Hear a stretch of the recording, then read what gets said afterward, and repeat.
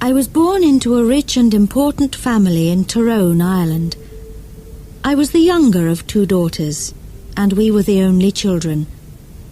My sister was 6 years older than me, so we didn't play much together when I was young, and I was only 12 years old when she got married.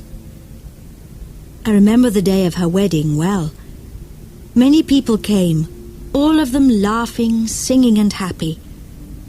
But I felt sad when my sister left with her new husband, Mr. Carew. She was always very nice to me, nicer than my mother, and so I cried when she went away to her new home in Dublin. My mother and father didn't love me. They wanted sons and were not very interested in me. About a year after my sister got married, a letter arrived from Mr. Carew. He said that my sister was ill and that she wanted to come home to Tyrone and stay with us, to be with her family. I was sad that she was ill, but also very happy about her visit. "They're leaving Dublin on Sunday," my father told me, "and they're arriving here on Tuesday evening." Tuesday came, and it was a very long day. Hour after hour came and went, and I listened all the time for my sister and her husband. Now the sky was dark, and soon it was midnight, but I couldn't sleep. I listened and waited. Suddenly, at about 1 o'clock in the morning, I heard a noise far away. I ran out of my bedroom and down to the living room. "They're here! They're here!" I called to my father, and we quickly opened the front door to see better. We waited there for a few minutes, and we heard the noise again. Somebody crying far away in the night. But we saw nothing. There were no lights and no people there. We went outside, waiting to say hello and to help my sister with her bags. But nobody was there. Nobody came. I looked at my father, and he looked at me. We didn't understand. "I know I heard a noise," he said. "Yes," I answered. "I heard it too, Father. But where are they?" We went back into the house without another word. We were suddenly afraid. The next day a man arrived and told us that my sister was dead. On Sunday she felt very ill, on Monday she was worse, and on Tuesday, at about 1 o'clock in the morning, she died, at the same time that we were outside the house in the night waiting for her. I never forgot that night. For the next 2 years I was very sad. You could say that I stopped living. I didn't want to do anything or speak to anyone. Mr. Carew soon married another young woman in Dublin, and I felt angry that he forgot my sister so quickly. I was now the only child of a rich and important family, so before I was 14 years old, men started to visit our home. They wanted to meet me and perhaps to marry me. But I didn't like any of these men, and I thought I was too young to be married. When I was 16, my mother took me to Dublin. "Dublin is a big city," she said. "We're going to meet richer and more interesting men than the ones back home in Tyrone. We can easily find you a good husband in Dublin." In Dublin, I began to be happier. I met a lot of friendly people, and I went dancing every evening. A lot of young men came to speak to me and asked me to dance. I liked talking to them. I started to live and laugh again, and I didn't think about my dead sister all the time. But my mother was not so happy. She wanted me to find a husband quickly.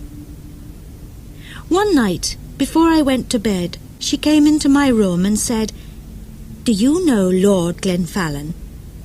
"Oh, yes," I answered. "He's that ugly old man from Cahagilla." "He's not ugly, and he's not old, Fanny," my mother said quickly. "He's from a very rich and important family too, and he wants to marry you. He loves you." "Loves me? Wants to marry me? But he's making a mistake, Mother," I said. "I don't love him. I can't marry somebody I don't love." "Think about it, Fanny," my mother answered quietly. "He's a good man, and he wants to marry you. You're a very lucky young woman."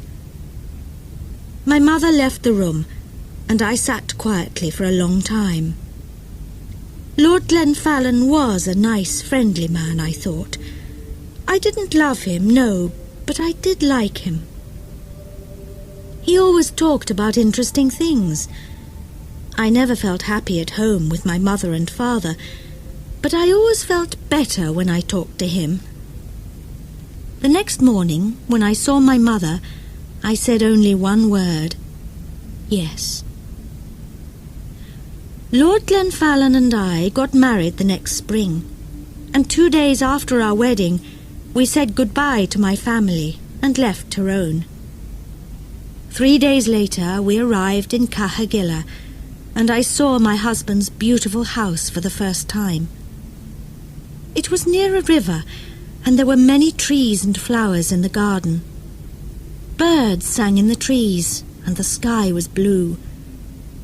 I stood next to him and looked at it all, and I felt very, very happy. "Come, my love," said my husband. "You must come in and meet Martha. She cooks and cleans and knows everything about the house." So we went into the house, and I met Martha, a friendly old woman with smiling blue eyes. She showed me round the house. Suddenly, I felt excited to be there. It was a very happy place. Women sang in the kitchen, men built fires in the living rooms, and there were dogs and cats everywhere.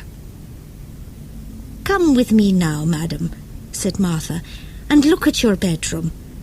Then we can take up your bags, and you can wash before dinner."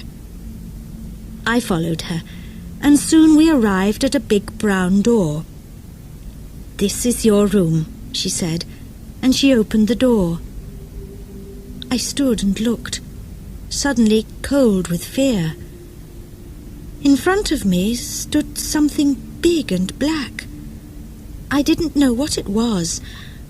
I thought it was an old coat, but without anybody inside it. I jumped back quickly, very afraid, and moved away from the door. "Is something wrong, madam?" Mother asked me. "Nothing. Perhaps it's nothing," I answered quickly. "But I thought I saw something in there.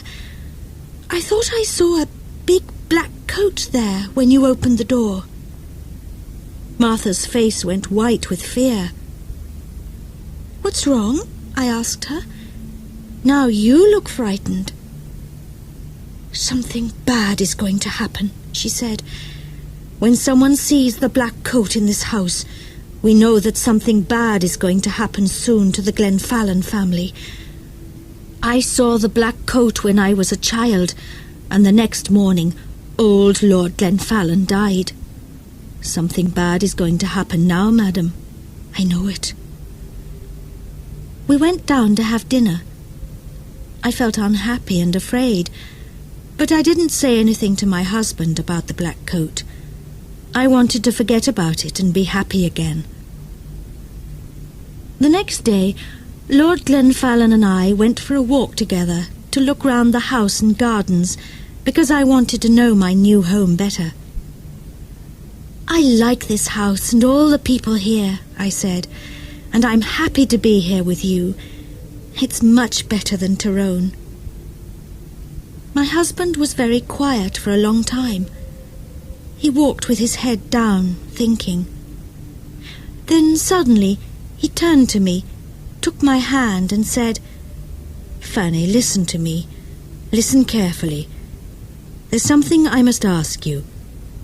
Please, only go into the rooms in the front of the house. Never go into the rooms at the back of the building, or into the little garden by the back door. Never. Do you understand me, Fanny?"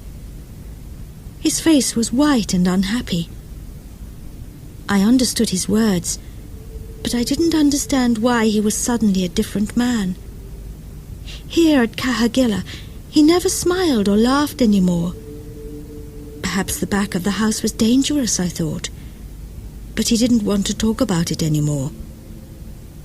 We went back to the house without speaking, and again I tried to forget his words and to be as happy as I was before.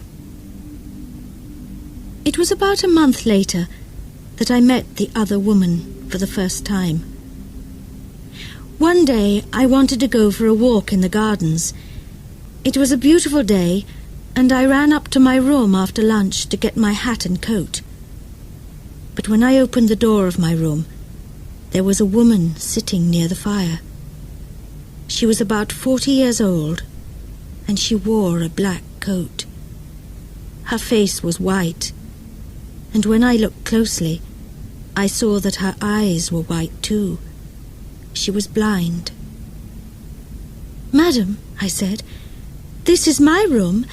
There is a mistake." "Your room?" she answered. "A mistake? No, I don't think so. I don't think there's a mistake. Where is Lord Glenfallen?" "Down in the living room," I said. "But who are you, and why are you here in my room?" "Tell Lord Glenfallen that I want him," was all she said. "I must tell you that I am Lady Glenfallen, and I want you to leave my room now," I said. "Lady Glenfallen, you are not," she cried, and hit my face very hard. I cried out for help, and soon Lord Glenfallen arrived. I ran out of the room as he ran in, and I waited outside to listen at the door. I did not hear every word, but I knew that Lord Glenfallen was very angry, and the blind woman was very unhappy. When he came out, I asked him, "Who is that woman, and why is she in my bedroom?" But my husband didn't answer me. Again his face was white with fear. His only words were, "Forget her."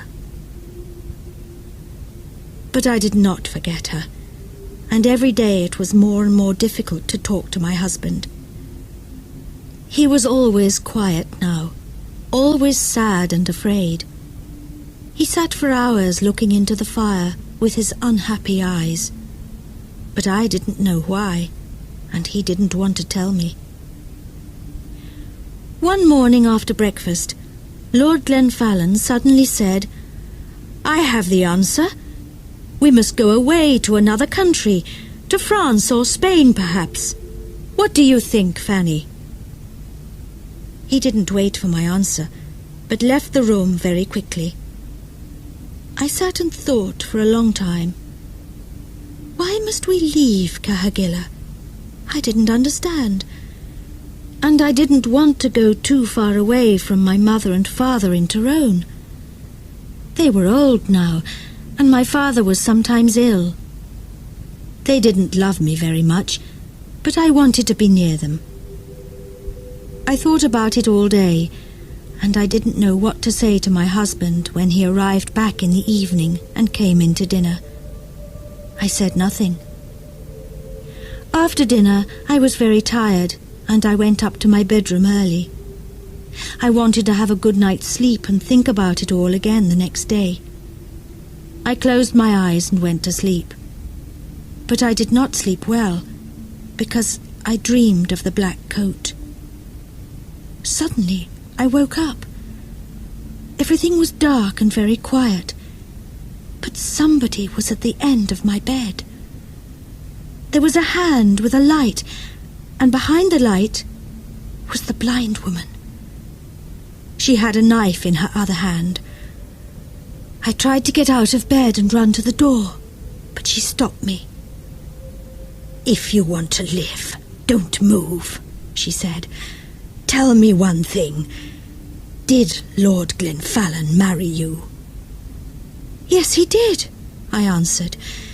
He married me in front of 100 people. Well, that's sad, she said, because I don't think he told you that he had a wife. Me. I am his wife, not you, young woman.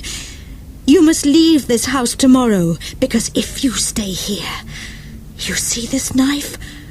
I am going to kill you with it. Then she left the room without a sound. I didn't sleep again that night. When morning came, I told my husband everything. "Who is the blind woman?" I asked him. "She told me last night that she is your wife, that I am not your wife." "Did you go into the rooms at the back of the house?" asked my husband angrily. "I told you that you must never go there." "But I didn't," I answered. "I was in my bed all night. She came to me. Please tell me what is happening."